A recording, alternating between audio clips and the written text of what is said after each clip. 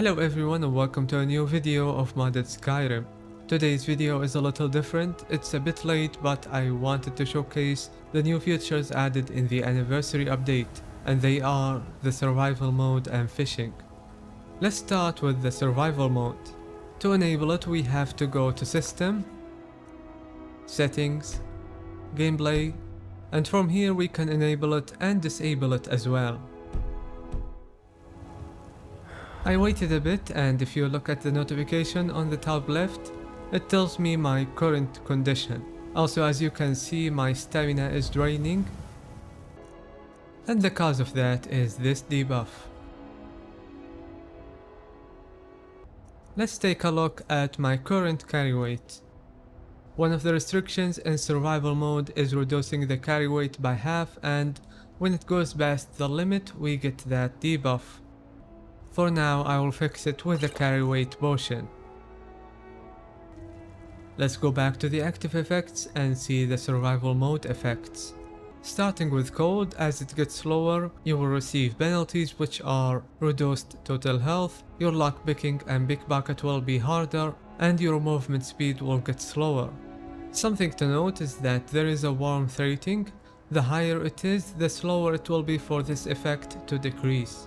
This rating is related to the armor you're wearing, but you can also increase it temporarily by standing near a fire, eating one of the new added cooking recipes which has the effect of increasing warmth, or by holding a torch. And I should mention that swimming in frozen water will make you colder and you will start taking health damage. Next we have fatigue. As it decreases, it will reduce your total magicka, lowers your magicka and stamina regen, potions become less effective, and you become less resistant to disease. Also, when you carry more than your weight limit like we did before, not only does your stamina decrease, but you also get tired more quickly. Finally, we have hunger rating or effect. As it decreases, your total stamina will be reduced, weapon attacks become slower, shields and sneaking become less effective. Speaking of eating, there is a chance of getting food poisoning if you eat raw meat. However, beast races like the Khajiit or the Argonians have this passive effect, which lets them eat raw meat without a problem. Ring of Namira can also be used to feed on dead NPCs. Vampires and werewolves feed in a similar way. One last thing before we leave the effect menu, each race has a survival passive. For example, the Khajiit has 15 points to warmth, and like the Argonians they can eat raw meat without getting food poisoning. This should cover the basic survival needs. Now let's talk about the restrictions in this survival mode. Fast travel is disabled, and I can show you that right now. You can see the notification on the top left.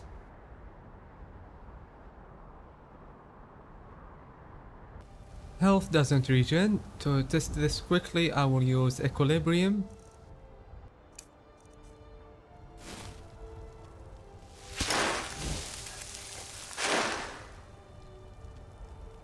I think it's filling up, but at a very slow rate. Carry weight is reduced by half as we saw before. The Steed Standing Stone, which originally gave you 100 points, will now give 50 instead. The same applies to the extra buckets perk in the big bucket skill tree. Leveling up requires you to sleep in a bed, similar to how it worked in Oblivion, but you can invest perk points without needing to sleep. Lastly, shrines no longer give you free benefits. To use them you have to pay gold, however the shrines crafted in Hearthfire can be used for free. I think that's pretty much it. Now let's move to fishing.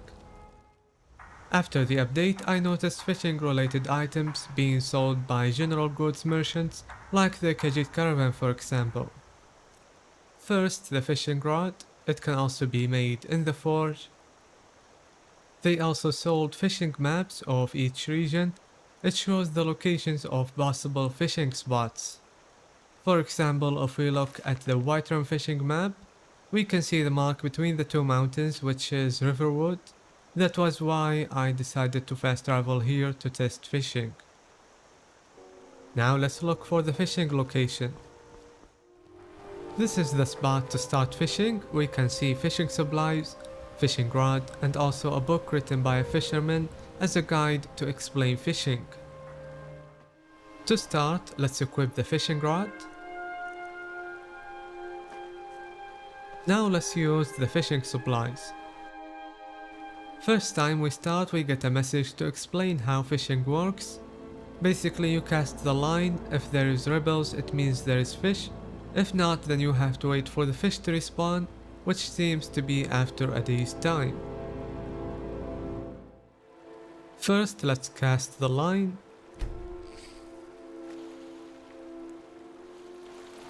This is the ripples. It means there is fish.